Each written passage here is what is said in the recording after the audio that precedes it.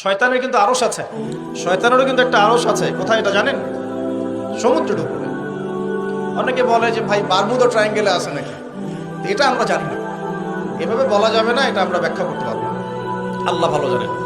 তো এখন শয়তানও কিন্তু সিংহাসনে বসে, দিন শেষে বসে ওর যে চেলা চামুন্ডা যারা আছে ওদেরকে ডাকে, ডেকে বলে আজকে কি করাইছো তোমরা?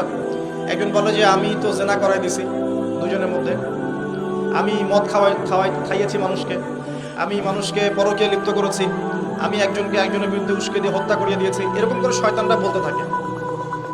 তো ইবলিস বলে না, তোমরা তেমন কোনো কাজ করতে পারবে না। ইতিমধ্যে একজন শয়তান এসে বলে যে আমি একটা কাজ করেছি। কি কাজ করেছো? যে আমি একটা পরিবারের স্বামী স্ত্রীর মধ্যে বিচ্ছেদ ঘটিয়ে দিয়েছি। কি করেছে? এটা এখন বেশি হচ্ছে না? বেশি হচ্ছে না? আপনারা খবর রাখেন না মনে হয়, পড়াশোনা করে দেখেন, প্রতি 3-4 মিনিট একটা ডিভোর্সের ঘটনা ঘটে, প্রতি 3-4 মিনিটের মধ্যে। তো এবার শয়তান তাকে ডাকে, এদিকে আসো, তুমি একটা কাজের কাজ করেছো। তখন নিজের গলার যে মালা বা যেটা আমরা গোল্ড মেডেল বলি, অ্যাওয়ার্ড যেটা বলি, এটা তার গলায় সে পরিয়ে দেয়, দিয়ে বলে তুমি একটা কাজের কাজ করেছো। তার মানে আমরা বুঝতে পারলাম শয়তানের কাছে সবচেয়ে বড় একটা মিশন কি?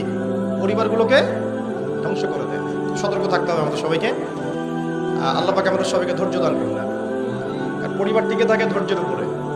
আরেকটা বিষয় বলে দিই, স্বামী স্ত্রীর মধ্যে, যুবকরা এটা উপকৃত হবেন ইনশাআল্লাহ, স্বামী স্ত্রীর মধ্যে শুধুমাত্র ভালোবাসা পরিবার টিকানোর জন্য যথেষ্ট না।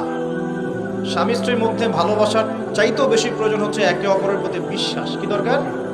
বিশ্বাস না থাকলে ভালোবাসা টিকবে না।